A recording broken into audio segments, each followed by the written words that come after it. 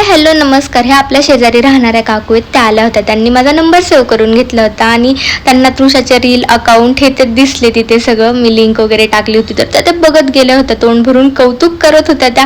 आणि फर्स्ट फ्लोअरला ज्या काकू राहतात त्यांनीही माझा नंबर 2 दिवसापूर्वी सेव्ह केला होता. रात्री त्यांनी कॉल केला मला आणि इतकं कौतुक करत होता, म्हणजे कंटिन्यू तर बोलत चालल्या होत्या. त्यांना असं होत होतं की मी हिला काय सांगू आणि काय नाही. त्यांच्या भावना माझ्यापर्यंत पोहोचल्या की त्यांना काय बोलायचं होतं. सांगायचं तात्पर्य हेच की खरंच जे आपण करतोय ना त्याची ही कामाची पोचपावती असते, की तुमच्याकडनं मला येणाऱ्या कमेंट किंवा तोंड भरून कौतुक अगदी हेच नाही. इथे आपण अनोळखी आहोत, कोणाचा माझा काही संबंध नाहीये, मी कोणाला ओळखत नाही, कोणी मला ओळखत नाही, तरी पण स्पेशली येऊन मला भेटतायत, बोलतायत किंवा माझा नंबर सेव्ह केलाय, पण स्वतःहून ते कॉल करून माझं कौतुक करतायत. ह्यातच मला खूप समाधान आहे.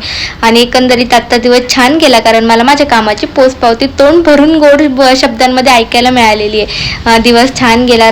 रात्री ना टीव्ही बघत बसलो होतो. तृषाला छान कार्टून लावून दिलं होतं. रामाभाऊची आणि अनिता आले होते आपलं घर बघायला, आपल्याला भेटायला. त्यांनी छान आईस्क्रीम आणली होती, आईस्क्रीम एन्जॉय केली.